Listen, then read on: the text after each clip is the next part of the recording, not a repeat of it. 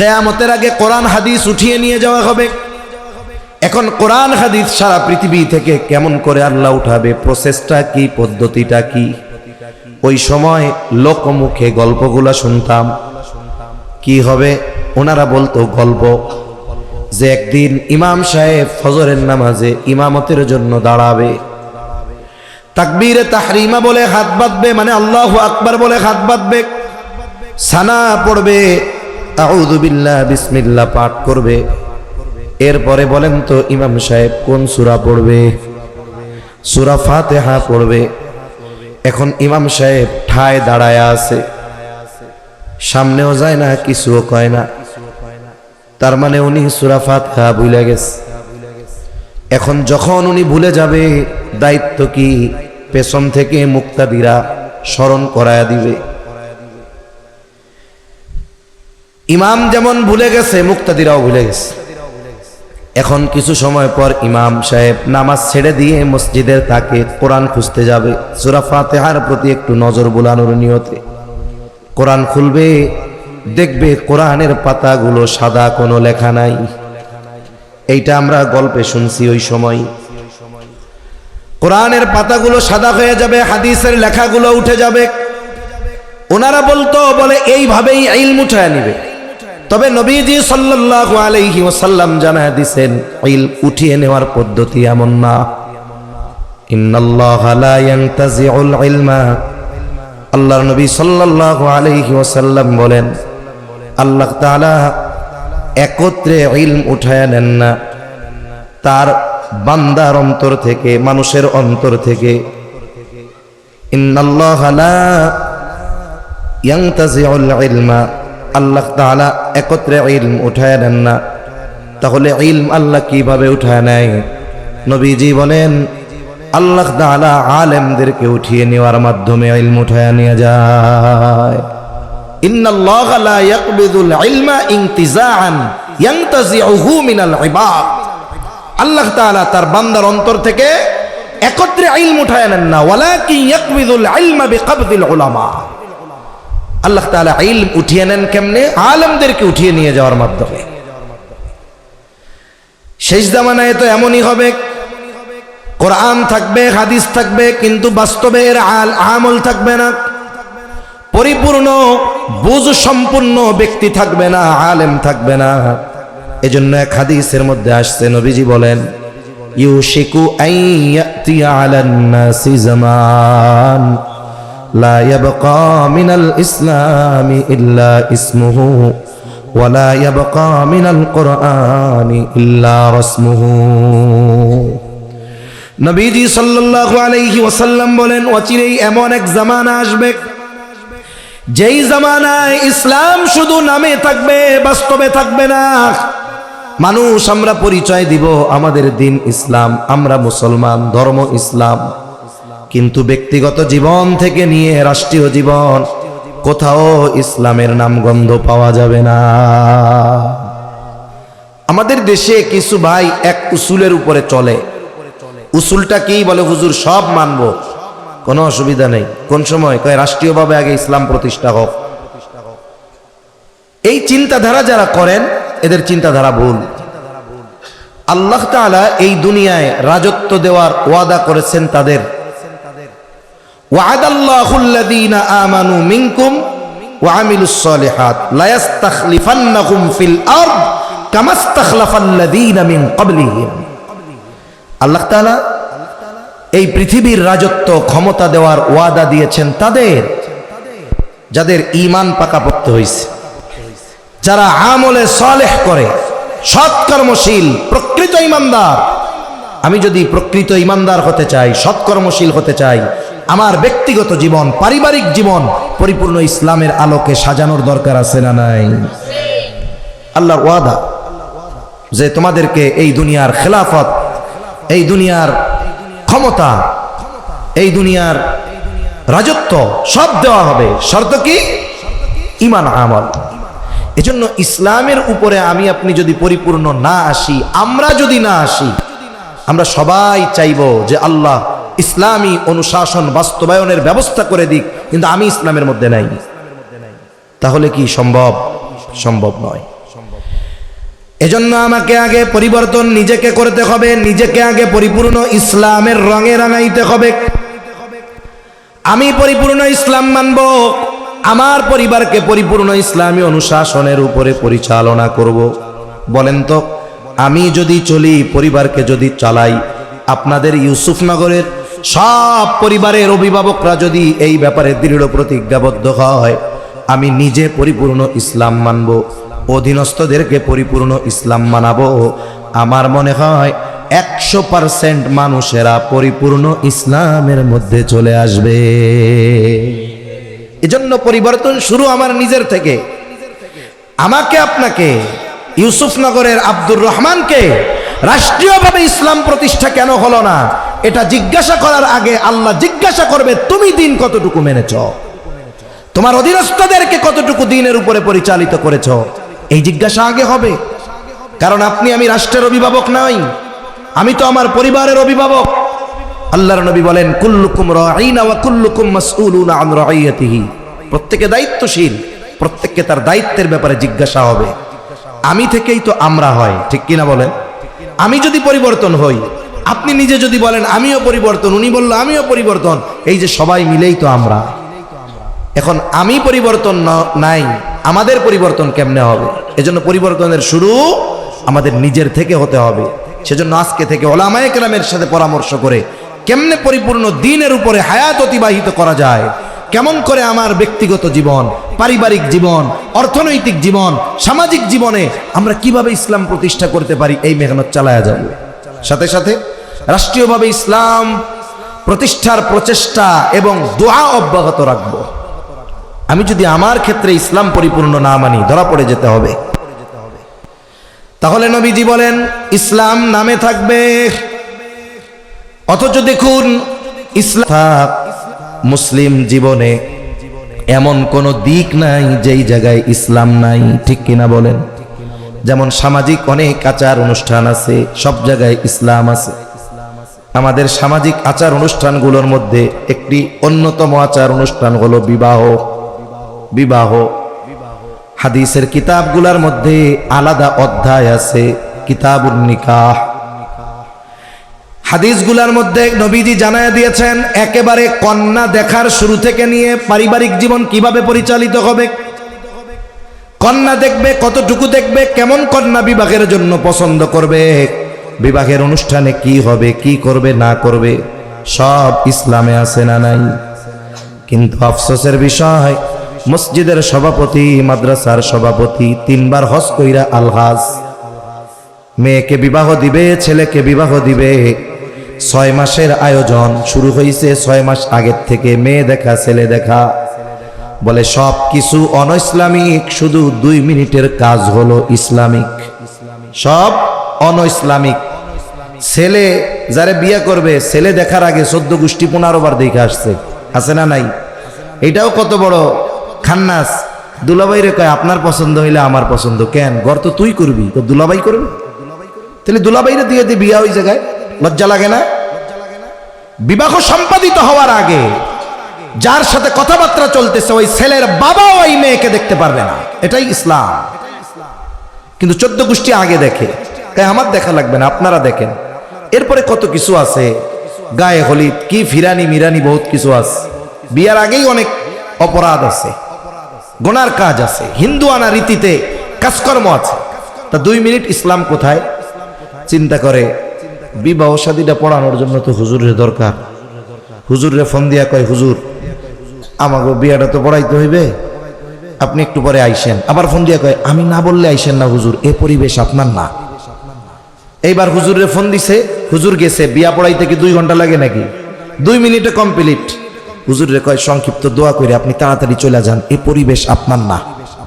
তার মানে গোটা বিবাহে ইসলাম আছে কয় মিনিট? তাও এইটুক দায় ঠেকা। এইটুক যদি হুজুরে ডাকা না লাগতো, লাগাতো ডাকা তো লাগে না, নিজেরাই করা যায়। তারপরেও চিন্তা করে এইটুক যদি হুজুরে না ডাকি কেমন হয়?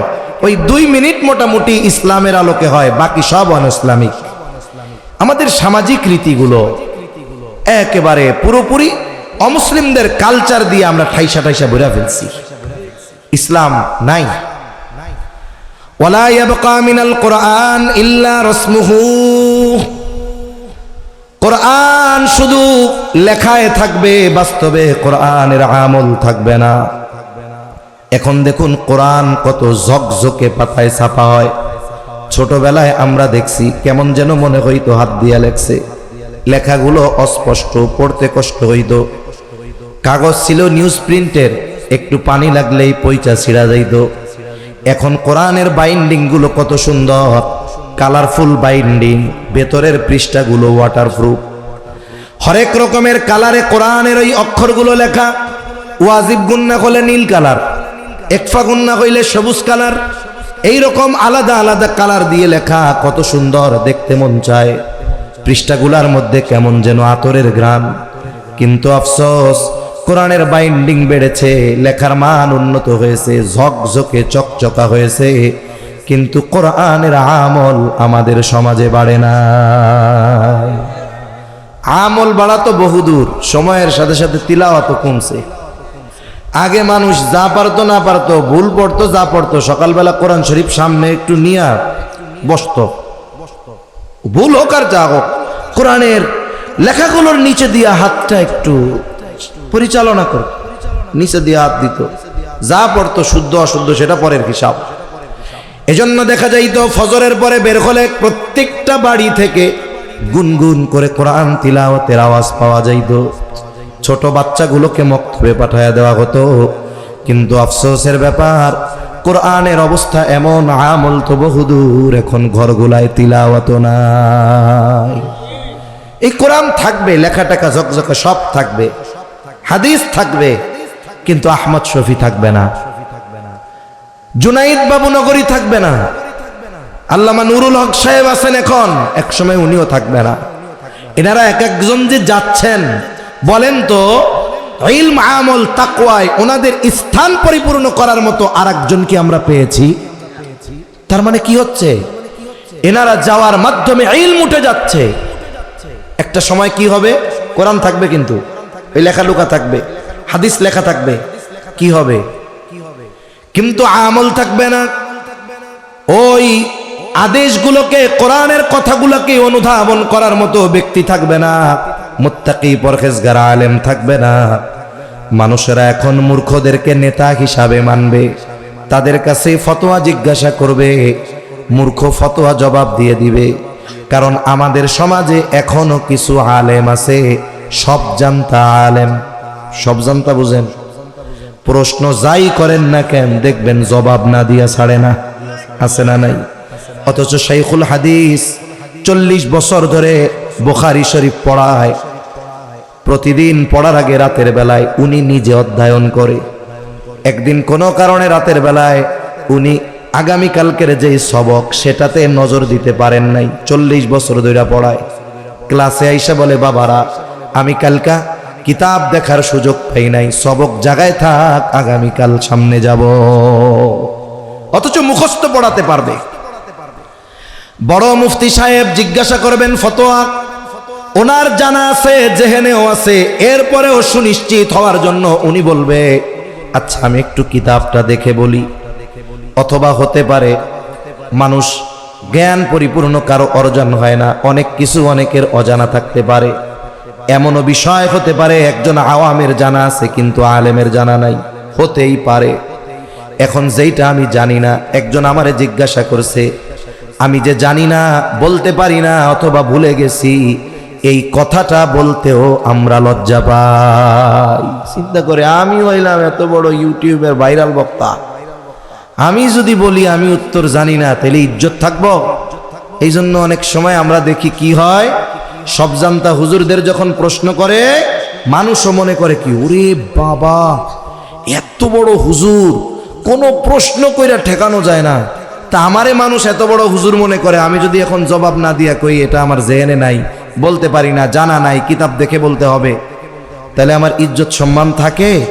এই জন্য বুলেটের মতো ওনার মন মতো যা জবাব তা দিয়ে দিই, আছে না নাই বলেন? এরকম দিয়ে আমাদের সমাজে অনেক ফিতনা সৃষ্টি হয়েছে। আর ওই যে সাধারণ মানুষ, হুজুরের টিভিতে বেশি দেখা যায়, মোবাইলে বেশি দেখা যায়, কিন্তু শাইখুল হাদিসকে তো বেশি দেখা যায় না। তাই ওনার চাইতে যারা দেখা যায় উনি তো বড় হুজুর। ওরে বাবা, অমক হুজুর বলছে, উনার সে কি উনি বড় হুজুর?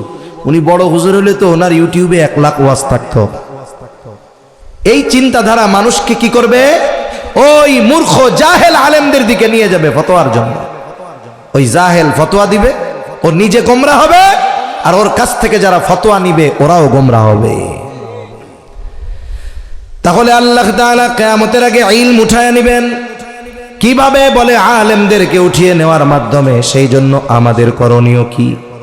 আলেমদের সাথে সম্পর্ক বাড়ানো, হাক্কানি উলামায়ে কেরামের কাছে যাতায়াত বাড়ায়া দেওয়া। একটা সময় ছিল আমার দাদাও মসজিদের ইমাম ছিলেন, কিন্তু উনি আলেম ছিলেন না, মৌলবী ছিলেন, উলাপাস ওই জামানার। আমি ছোটবেলা আমার খেয়াল আছে, দাদার সাথে মসজিদে যাইতাম। ওনার মহল্লার মানুষ, আশেপাশের মানুষ ছেলে মেয়েকে বিবাহ দেওয়ার বিষয়টাও আগে মুন্সি সাহেবের সাথে আইসা আলোচনা করত। কইতো মুন্সি সাহেব, আমার মায়ের লাগে তো অমুক গ্রামের অমুকে প্রস্তাব দিছে, আপনি একটু জানান, আপনি যদি কন তাইলে আমরা বিবাহে রাজি হব, নইলে হব না। মানুষের এই ব্যক্তিগত বিষয়গুলো উলামায়ে কেরামের সাথে তারা আলোচনা করত, শেয়ার করত, পরামর্শ গ্রহণ করত। এই কারণে আগের মানুষদের জীবন সুন্দর ছিল। আর এখন আমি সব জানি, সমস্যার সমাধান কি দরকার? মোবাইল আছে, গুগল আছে, ইউটিউব আছে। তাহলে আমাদের আলেমদের সাথে সম্পৃক্ততা বাড়াতে হবে। সাথে সাথে এই আলেমরা কোন জায়গা থেকে আসে? বলে এরকম ইউসুফনগর মাদ্রাসা থেকে আলেম হয়। আজকের এই হাফেজগুলো ছোট ছোট বাচ্চা, একদিন তারা বড় বড় মাদ্রাসায় যাবে, একদিন তারা হাটহাজারিতে যাবে, একদিন তারা নানুপুরে যাবে, একদিন তারা ফরিদাবাদ যাবে, যাত্রাবাড়ি যাবে, একদিন তারা পটিয়ায় যাবে। এই ছাত্রগুলাই এই ইলমের বীজ বপন তাদের এখান থেকে হলো। একটা সময় এই ছাত্রগুলা ওইখানে গিয়ে মুহাক্কিক আলেম হয়ে বের হবে। আর আলেম থাকবে, কিয়ামত দূরে থাকবে। তাহলে কিয়ামত যদি চাই যে আমাদের থেকে দূরে থাক, তাইলে মাদ্রাসাগুলোর প্রতি আমাদের আন্তরিক হওয়া দরকার, উলামায়ে কেরামের প্রতি আন্তরিক হওয়া দরকার। কমপক্ষে প্রত্যেক ঘরে ঘরে একজনকে আল্লাহর জন্য উৎসর্গ করে দেওয়া দরকার, যে তুই নিশ্চিন্তে ইলম অর্জন করবি, তোর আর কোনো টেনশন নাই। কারণ যতদিন এই দুনিয়ায় আলেম থাকবে, কিয়ামত আমাদের থেকে তত দূরে থাকবে। 2 নম্বর, নবীজি সাল্লাল্লাহু আলাইহি ওয়াসাল্লাম বলেন, ওয়াতাকসুরাজ জালাজিলু, জালজালা বেড়ে যাবে, ভূমিকম্প বেড়ে যাবে। কিয়ামতের আগে ভূমিকম্প বাড়বে। ভূমিকম্প কেন হয়? ভূতাত্ত্বিক যারা তারা বলেন পৃথিবীতে সব সময় ছোট বড় ভূমিকম্প হতেই থাকে, কিন্তু মাত্রা কম, এই কারণে আমরা এটা টের পাই না। বলে 2, 3, 4 মাত্রার ভূমিকম্প যদি হয়, সাধারণ মানুষ টের পায় না। ভূমিকম্প সব সময় কেন হয়? বলে পৃথিবীর উপরিভাগে আমরা বসবাস করি, পৃথিবীর গোটা উপরিভাগ একসাথে নয়, বরং আলাদা আলাদা ভাবে ভাগ করা। মনে করেন আমরা এশিয়া মহাদেশের মানুষ, বোঝানোর জন্য বলতেছি। এশিয়া মহাদেশটা মনে করেন এই অংশের উপরে, আর একটা অংশ মহাদেশ আফ্রিকা, ওইটা এরকম আর একটা অংশের উপরে, একসাথে লাগোয়া না, ফাটল আছে, পার্থক্য আছে, তবে আমরা দেখতেছি না। এখন ভূমিকম্প কেন হয়? বলে এই যে এটাকে বলে প্লেট, এই প্লেটের উপরে এশিয়া মহাদেশ। এই প্লেট এক জায়গায় স্থির থাকে না, এই প্লেটটা নড়াচড়া করে। এই নড়াচড়ার গতি কত? বলে 1 বছরে 10 থেকে 16 সেন্টিমিটার নড়ে মাত্র। 1 বছরে কত? 10 থেকে 16 সেন্টিমিটার।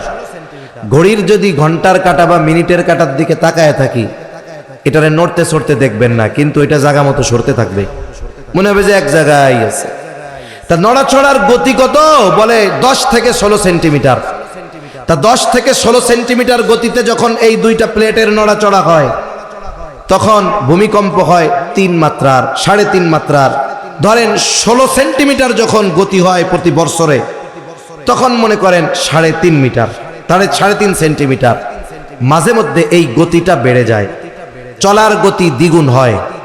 টেকটনিক প্লেট চলার গতি 16 সেন্টিমিটার থেকে 32 সেন্টিমিটারে চলে যায়। তাইলে 16 সেন্টিমিটারে যদি 3.5 মাত্রার ভূমিকম্প হয়, 32 সেন্টিমিটারে কত হবে? সাত মাত্রার ভূমিকম্প যখন হয়, ওই যে তুরস্কের মতো দেশ, আফগানিস্তান, মালয়েশিয়া, মায়ানমার, ইন্দোনেশিয়ার মতো উন্নত দেশগুলো নির্মিত মজবুত ইমারতগুলো থরথর করে কাঁপে, কিছু তছনছ হয়ে ভেঙে পড়ে। এটা তো জাগতিক এক কারণ যে এই কারণে ভূমিকম্প হয়। এই ভূমিকম্প এটা জমিনের এক বিপর্যয়, জমিনের এক মুসিবত বালা। আর যারা ইমানদার শুধু তারা ওই বিষয়টাকে কেন্দ্র করে বসে থাকে না, বরং এই ভূমিকম্প, এই বিপর্যয়ের কারণ তারা ইসলামের নিরিখে যাচাই বাছাই করে। তাহলে জলে স্থলে এই রকমের মুসিবত বিপর্যয় কেন হয়? আল্লাহ তাআলা বলেন, যাহারাল ফাসাদু ফিল বাররি ওয়াল বাহরি বিমা কাসাবাত আইদিন নাস লিয়ুযীকাহুম বা'দাল্লাযী আমিলু লাআল্লাহুম ইয়ারজিউন। আল্লাহ তাআলা বলেন, জলে স্থলে যত বিপর্যয় পরিলক্ষিত হয় এগুলো সব মানুষের হাতের কামাই। তাহলে ভূমিকম্প, সিডর, আইলা লাইলা, অতিবৃষ্টি, অনাবৃষ্টি, জলোচ্ছ্বাস, এগুলো সব আমাদের হাতের কামাই। জোরে কোন, কাদের হাতের কামাই? আমাদের হাতের কামাই। এখন আল্লাহ তাআলা এই যে বিপর্যয়, এই বিপর্যয়ের স্বাদ আমাদের কেন আস্বাদন করান? লিউযীকাহুম বা'দাল্লাযী আমিলু লাআল্লাহুম ইয়ারজিউন। আমাদের বদআমলের কারণে আমাদেরকে এই শাস্তির স্বাদ আস্বাদন করানো হয়। তবে আল্লাহ তাআলা এই শাস্তি আমাদের সমূলে ধ্বংস করে দেওয়ার জন্য দেন না। আল্লাহ চান না যে শাস্তি দিয়ে আমি আমার সব বান্দারে সমূলে শেষ করে দিব। এটা নবীজির দোয়ার বরকত। কারণ নবীজির দোয়া আছে এই উম্মতের ব্যাপারে যে, আল্লাহ, পাপাচারের কারণে অতীতের উম্মতদের মতো আমার উম্মতকে সমূলে শেষ করে দিবেন না। এই জন্য আল্লাহ তাআলা কিছু স্বাদ অপরাধের কারণে আস্বাদন করান। এটার মূল কারণ কি? লাআল্লাহুম ইয়ারজিউন।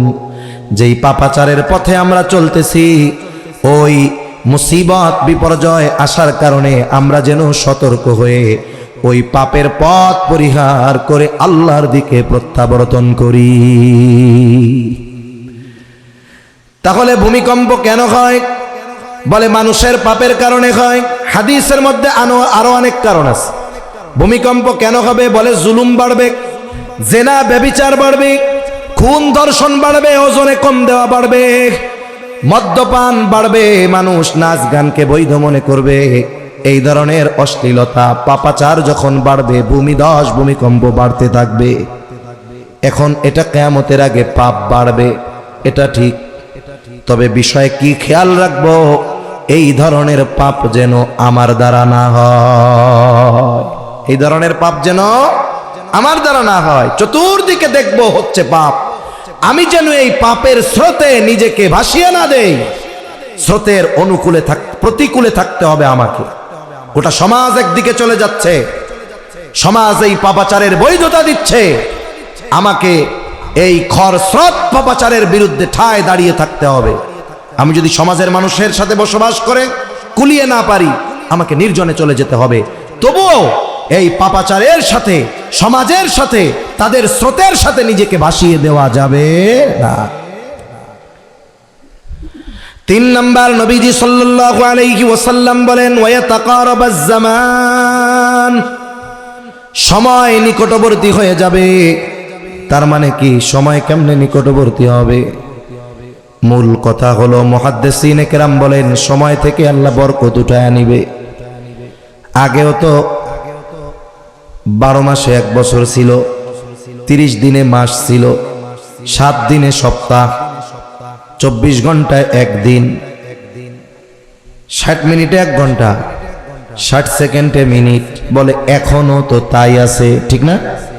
তবে কিয়ামতের আগে জুমা বাহার তাড়াতাড়ি আসবে, সময়টা তাড়াতাড়ি চলে যাবে। বলে এটা আবার কিভাবে সম্ভব? জাস্টিস মুফতি তাকি উসমানী দামাত বারকাতুহুমুল আলিয়া সময়ের মূল্যায়নের ব্যাপারে বয়ান করতে গিয়ে বলে সময় যারা গুনার কাজে, অহেতুক কাজে ব্যয় করে, তাদের থেকে আল্লাহ সময়ের বরকত উঠায় নেয়। আর যারা সময়কে ভালো কাজ নেকের কাজে ব্যয় করে আল্লাহ তাআলা তাদের সময়কে প্রলম্বিত করে দেয়।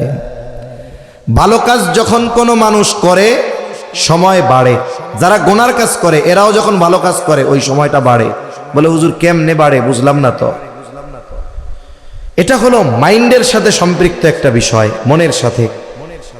যেমন একজন লোক মসজিদে গেছে নামাজ পড়তে, মসজিদের সামনে ঘড়ি আছে, হিসাবও আছে, ইমাম সাহেব ফজরের নামাজ 10 মিনিটে শেষ করে।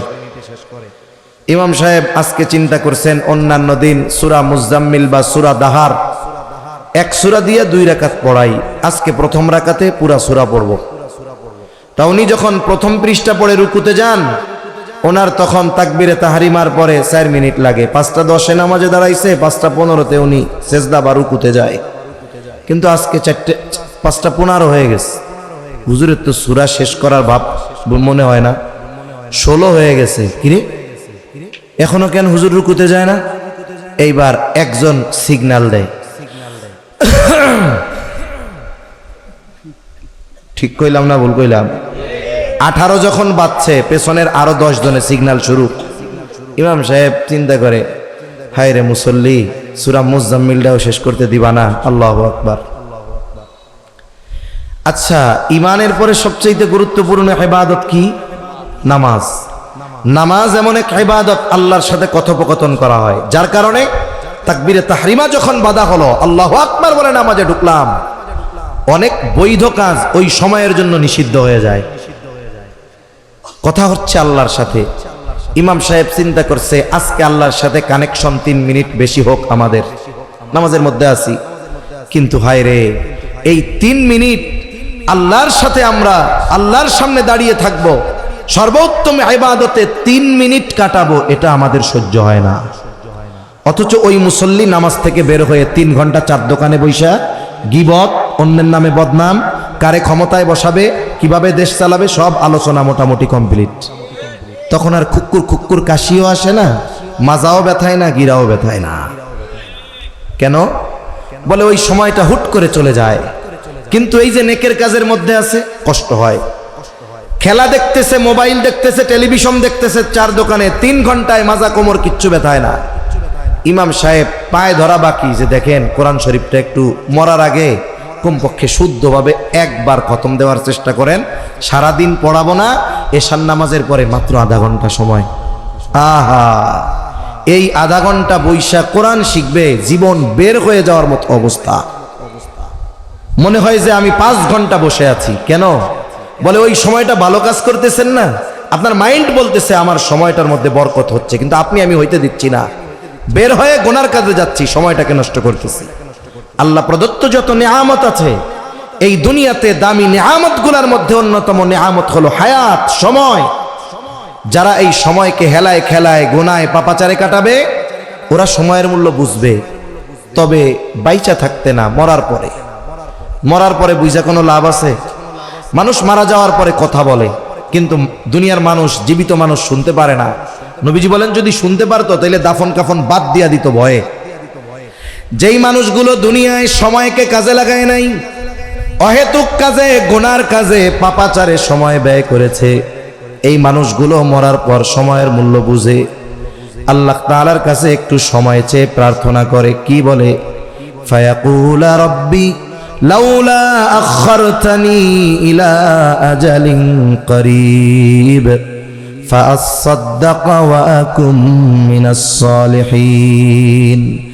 ওই মানুষগুলো বলে, ও রব, আমাকে কিছু সময়ের জন্য একটু অবকাশ দেন, আবার একটু দুনিয়ায় যাওয়ার সুযোগ দেন, একটু সময় দেন। আমারে যেই সম্পদ দিয়েছিলেন তা থেকে আমি দান সাদকা করতাম, যদি একটু যাওয়ার সুযোগ দিতেন সব সম্পদ আপনার রাস্তায় ব্যয় করতাম, এত বেশি নেক কাজ করতাম।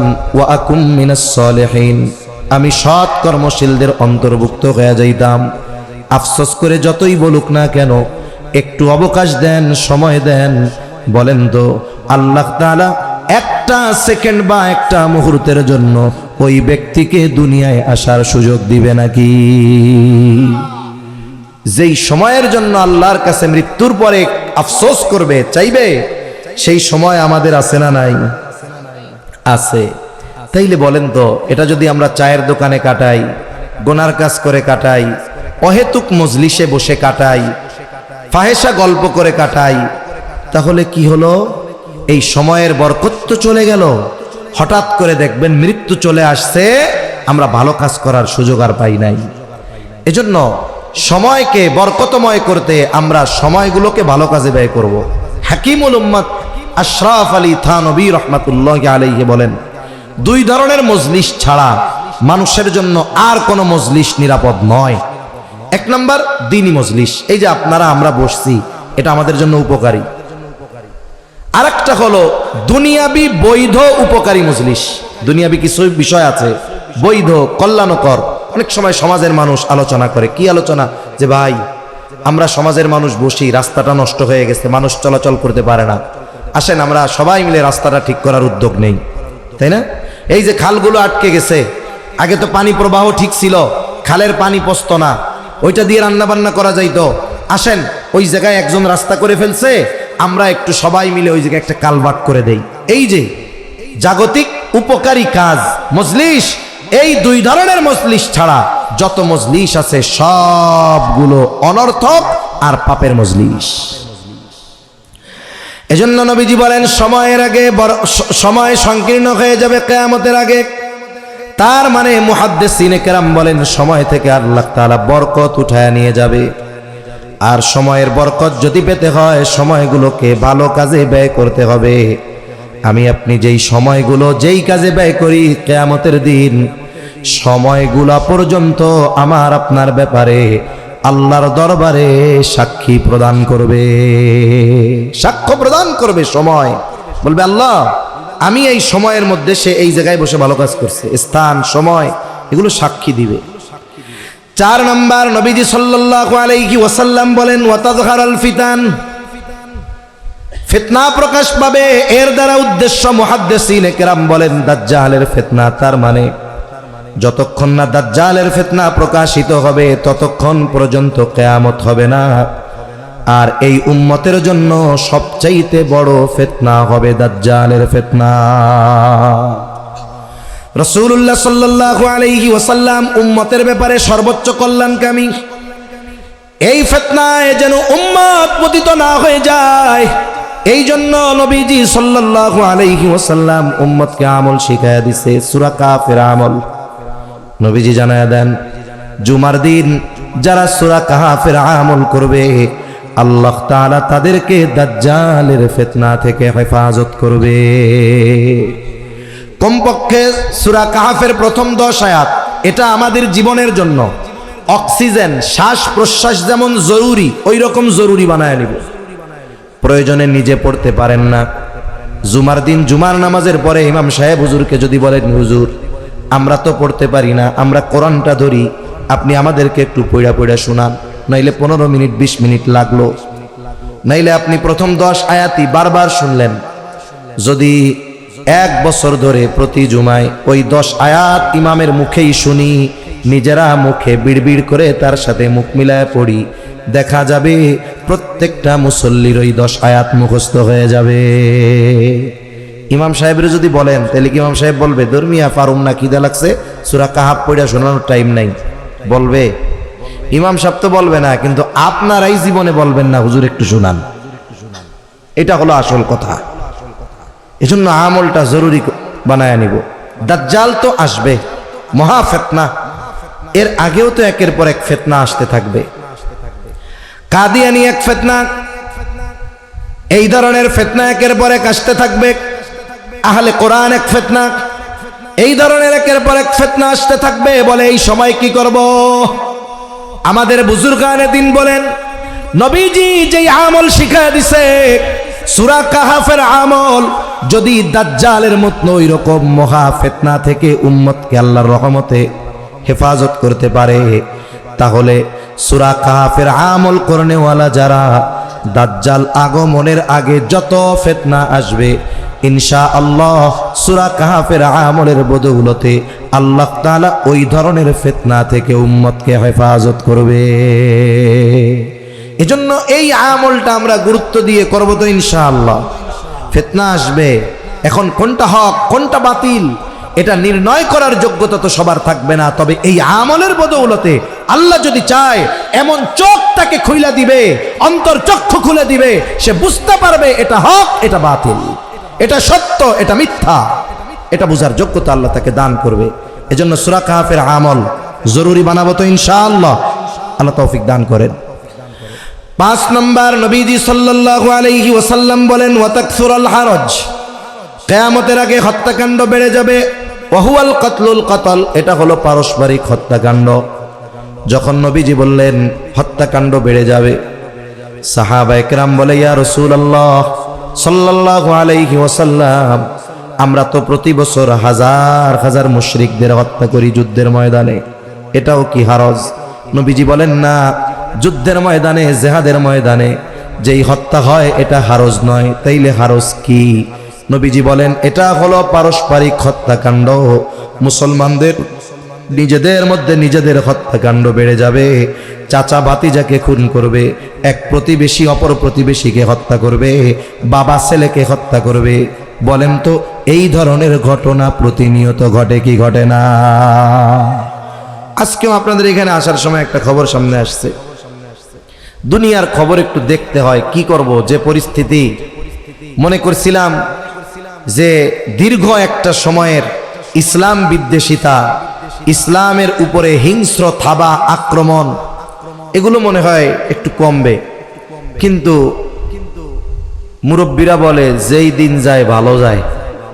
পরিস্থিতি এমন, সামনের পরিস্থিতি নিয়ে একটু চিন্তা ফিকির করলে তখন আল্লাহর কাছে বলতে মন চায়, আল্লাহ ওই মুসিবতের সামনে আমাদের ফালায়েন না, ওই মুসিবতের সামনে পড়ার আগে ঈমানের সাথে দুনিয়া থেকে নিয়ে যান, বলতে মন চায়। এমন এক পরিস্থিতি, এক ছেলে করে মানে ফরজ ওয়াজিব সুন্নাতে মুআক্কাদা, এই ঠেকাই পড়া কথার কথা আর কি, যে এই আমলগুলো না করলে তো শাস্তি আছে, এগুলো তো করতেই হবে। বলে এতটুক করে, তবে একটা ভালো গুণ, তার প্রতিবেশী যারা তাদের সাথে ভালো আচরণ। দুইজনের মধ্যে উত্তম কে? নবীজি সাল্লাল্লাহু আলাইহি ওয়াসাল্লাম বলেন যে প্রতিবেশীর সাথে ভালো আচরণ করে, তার মানে একজন খাঁটি মুসলমান যদি হতে হয় শুধু ইবাদতের মাধ্যমেই হবে না, বরং আমার অপর মুসলমানের সাথে সদাচরণকারী হতে হবে। রাসূলুল্লাহ সাল্লাল্লাহু আলাইহি ওয়াসাল্লাম আর হাদিসের মধ্যে বলেন সিবাবুল মুমিনি ফুসুকুন ওয়া কিতালুহু কুফর, মুমিনকে গালি দেওয়া ফাসিকি, হত্যা করা কুফরি, গালি দেওয়া কবিরা গুনাহ পাপ। কেউ যদি কোনো মুমিনকে অন্যায়ভাবে বিনা কারণে ইচ্ছাকৃতভাবে হত্যা করে, আল্লাহ জানায় দেন সে যেন গোটা পৃথিবীর মানুষকে হত্যা করল। এই ধরনের হত্যাকাণ্ড কিয়ামতের আগে বাড়বে। আর হত্যাকাণ্ডের সূচনা কোন জায়গা থেকে হয় বলেন? জবান থেকে। কিসের থেকে বলেন না? জবান থেকে। জবান থেকে। আপনাদের পাশের জেলার নাম কি? আজকে লাগছে জানেননি? হ্যাঁ, সব সময় লাগে। লাগছে কি নিয়া? মনে হয় লুডু খেলা নিয়ে লাগছে এবার। তাও তো বড় এক বিষয়, এর চেয়ে ছোট বিষয় নিয়ে লাগে না? ব্রাহ্মণবাড়িয়ায় ওলামায়ে কেরাম বেশি, ইমানি জজবালা লোক বেশি, এই জন্য ও জায়গায় শয়তানও বেশি, মানব শয়তানও বেশি, জিন শয়তানও কিন্তু বেশি। এটাই তো কইতেছি হুজুর। ওলামায়ে কেরাম যেমন বেশি, মানব শয়তান সাথে সাথে জিন শয়তানও বেশি। তুচ্ছ কারণে লেগে গেছে। যখন আমি খবরটা পাইছি তখন অলরেডি একজন মারাও গেছে। এই যে মনে করেন সূচনা কি নিয়ে হয়েছে? খেলাধুলা করছে, জুয়া, হয়তো তর্কাতর্কি হয়েছে, শুরু হয়ে গেছে। এজন্য সাবধান। জবান যদি নিয়ন্ত্রণ করতে পারি, সমাজে আমাদের মধ্যে যত অন্যায় অঘটন ঘটে অর্ধেকের বেশি শুধুমাত্র জবান নিয়ন্ত্রণে একবারে দূর হয়ে যাবে। এরপরে যদি একটু হাত ছাড়ে কন্ট্রোল করতে পারি, বলে 80 থেকে 90% অন্যায় জুলুম এগুলো বন্ধ হয়ে যাবে। এজন্য নবীজি সাল্লাল্লাহু আলাইহি ওয়াসাল্লাম শুধু মুখ আর হাতের কথা কেন বলছেন? বুজুর্গানে দিন ওলামায়ে কেরাম বলেন সমস্ত বড় বড় অপরাধের সূচনা হয় ওই জায়গা থেকে, জবান থেকে। এজন্য জবান হেফাজতের দরকার। আল্লাহ তাআলা আমাদের প্রত্যেকটা উচ্চারিত শব্দ হেফাজতের ব্যবস্থা করে রাখছেন। আমি কি বলতেছি এটা সংরক্ষিত করার ব্যবস্থা আল্লাহ করে রাখছেন, সংরক্ষণ রাখতেছেন আল্লাহ। কিয়ামতের দিন এগুলো হাজির করা হবে। মা ইয়ালফিযু মিন কাউলিন ইল্লা লাদাইহি রাকীবুন আতীদ। সদা তৎপর একজন ফেরেশতা আল্লাহ নিযুক্ত করে রাখছেন, যা জবান থেকে উচ্চারণ করি ও সংরক্ষণ করে রাখে। আধুনিক বিজ্ঞান কি বলে? মানুষ যে কথাগুলো উচ্চারণ করে কোনো কথা ধ্বংস হয়ে যায় না, বরং মানুষের উচ্চারিত কথাগুলো বাতাসের মধ্যে থেকে যায়। এজন্যই তো আপনার আত্মীয় আছে 15,000 কিলোমিটার দূর আমেরিকায়, আপনি যখন ফোন দেন 3-4 দিন লাগেনি ফোন যাইতে, 1-2 সেকেন্ডের মধ্যে সে লাইনে থাকলে ফোন ধরে। তার আছে মোবাইলে, কোনো মোবাইলে তার আছে? তার নাই তো। কিন্তু আপনি যদি অন্য নম্বর থেকেও ফোন দেন, আপনার কণ্ঠ শুনেই বলে চাচা ভালো আছেন, নাম্বার কার? তার মানে কি আপনি বাংলাদেশ থেকে যেই আওয়াজে, যেই সুরে, যেই টোনে কথা বলছেন, হুবহু ওই রকম শব্দটা পৌঁছায় গেছে আমেরিকা মাত্র 1 সেকেন্ডের মধ্যে। কেমনে গেছে? নেটওয়ার্কিং সিস্টেম বাতাসকে ব্যবহার করে কথা পৌঁছায় দিছে ওই জায়গায়। যেই মালিক আমার আপনার এই আওয়াজকে বাতাসের মাধ্যমে সেকেন্ডের ভিতরে 15,000 কিলোমিটার দূরে পৌঁছিয়ে দেওয়ার যোগ্যতা মানুষকে দান করেন, ওই মালিক যদি কিয়ামতের দিন বলে ইউসুফনগরের আব্দুর রহিম গোটা হায়াতে কত কথা বলছে, বাতাস সব হাজির করো, আল্লাহর বলতে দেরি, গোটা হায়াতের কথা আল্লাহর সামনে হাজির হতে দেরি হবে না। যদি এই চিন্তা আমার আপনার থাকতো, প্রত্যেকটা শব্দ উচ্চারণ করার আগে, এক শব্দ উচ্চারণ করার আগে 10 বার ভাবতাম। এজন্য সাবধান। আমার নিয়ত থাকবে অঙ্গ প্রত্যঙ্গ, এটা তো বহুদূর, আমার জবানের দ্বারাও যেন জাগতিক কারণে, দ্বীনি কারণ হলে কোনো ছাড় নাই। আমার বাপও যদি ইসলামের বিরুদ্ধে আচরণ করে, বাপরেও ছেড়ে দেওয়া হবে না। আবু উবাইদা ইবনুল জাররাহ বদরের যুদ্ধে বাপরে সাইজ করে দিছে। ইসলামের ব্যাপারে, নবীজির ব্যাপারে, আল্লাহর ব্যাপারে ছাড় নাই। কিন্তু জাগতিক কারণে আমার জবানের দ্বারা যেন একজন মুসলমান ভাই সামান্যতম কষ্ট না পায়। নবীজি এক হাদিসের মধ্যে বলেন, ওই দিন আসার আগে তোমরা সতর্ক হও। কোন দিন? যেই দিন আল্লাহ তাআলা বাদী বিবাদীর মধ্যে ফয়সালা করে দিবে। নবীজি বলেন, দুনিয়ায় কেউ যদি অন্যায় ভাবে কাউকে কথার দ্বারাও একটা কষ্ট দিয়ে থাকে, আল্লাহর নবী বলেন কিয়ামতের দিন এই বিষয়টার ফয়সালাও যিনি করবেন তিনি কে? এজন্য সাবধান। যে আমার কাছে ভালো ব্যবহার পাও না বড়, আমি যদি তার সাথে খারাপ আচরণ করি তাহলে তার হক নষ্ট হবে। মাফ যদি না চাই, এটার বিচারও কিয়ামতে করবেন কে? আল্লাহ। এজন্য আজকে থেকে আমরা প্রতিজ্ঞা করব জবানকে নিয়ন্ত্রণে আনবো, কোন ইনশাআল্লাহ। 6 নম্বর, নবীজি সাল্লাল্লাহু আলাইহি ওয়াসাল্লাম বলেন, হাত্তা ইয়াকসুরা ফীকুমুল মাল ফায়াফিদু। কিয়ামতের আগে মানুষের সম্পদ এত পরিমাণ বাড়বে, তার মানে কিয়ামত ওই সময় পর্যন্ত হবে না যতক্ষণ না মানুষের সম্পদ উপচিয়ে পড়বে। মুহাদ্দিসিনে কেরাম বলেন এই সময়টা হবে ঈসা আলাইহিস সালামের সময়। উনি দাজ্জালকে হত্যা করবেন। এরপরে আল্লাহ তাআলা গোটা পৃথিবীর মধ্যে এত বরকত দিবেন, জমিনগুলো পরিপূর্ণ উর্বর হবে, গোটা পৃথিবীর আনাচে কানাচে ইসলাম ছড়িয়ে পড়বে। পৃথিবীতে ইসলামবিহীন একটা মানুষও থাকবে না। ওই সময় মানুষের সম্পদে এত পরিমাণ বরকত হবে যে মানুষ দান সাদকা করার জন্য অন্য কোনো মানুষ খুঁজে পাবে না। এই বিষয়গুলো সংগঠিত না হওয়া পর্যন্ত কিয়ামত হবে না, এটা কিয়ামতের আলামত। তবে এই বিষয়গুলোও কখন সংগঠিত হবে? কিছু কিছু বিষয়, এগুলো একমাত্র জানেন কে? জোরে বলেন। এই জন্য কিয়ামত সংগঠিত হওয়ার সুনির্দিষ্ট সময়ের জ্ঞান একমাত্র আল্লাহ তাআলার কাছে। এরপরে আল্লাহ তাআলা বলেন, ওয়া ইউনাজ্জিলুল গায়থ, তিনি বৃষ্টি নামান। মেঘ হলেই বৃষ্টি হয় না। অনেক সময় আমরা দেখি দুপুর 12টা গোটা আকাশ মেঘাচ্ছন্ন, এত অন্ধকার, এখন মনে হয় না দুপুর 12টা, মনে হচ্ছে রাত 12টা। সবাই আতঙ্কগ্রস্ত, বাড়িতে ফিরে গেছে, চিন্তা করতেছে হয়তো এমন ঢল নামবে, বৃষ্টি নামবে, আজকে মনে হয় ঘর বাড়ি রাস্তাঘাট সব তলায়া যাবে। 15 মিনিট পর দেখা গেল গোটা আকাশের মেঘগুলো কোথায় যেন উধাও হয়ে গেছে। আবার সূর্যের আলো মানুষের মধ্যে আলো ছড়ায়া দিচ্ছে, আকাশ পরিষ্কার হয়ে গেছে, ঝকঝকে হয়ে গেছে। মানুষ চিন্তা করেছে সব শেষ, কিন্তু বৃষ্টির একটা ফোঁটাও পড়ে নাই। আবার অনেক সময় মাথার উপরে সূর্য, গোটা আকাশের কোথাও মেঘ নাই। 20 মিনিট বৃষ্টি হয়েছে এত পরিমাণ, বলে শুকনা জায়গায় হাঁটু পানি হয়ে গেছে। মেঘ হলেই বৃষ্টি হয় না, বরং বৃষ্টি নামান কে? আল্লাহ। ওয়ায়ালামু মা ফিল আরহাম, মাতৃগর্ভে ছেলে না মেয়ে দুনিয়ার কেউ জানে না, জানে কে? কইতে পারেন হুজুর আমার নাতি দুনিয়ায় আসার 3 মাস আগে আমি জানছি, এটা বলা হইব? আপনি কি কথা কইলেন? আপনি জানছেন কখন? আল্লাহ তাআলা মাতৃগর্ভে যখন আপনার নাতিকে আকৃতি দিয়েছে তখন।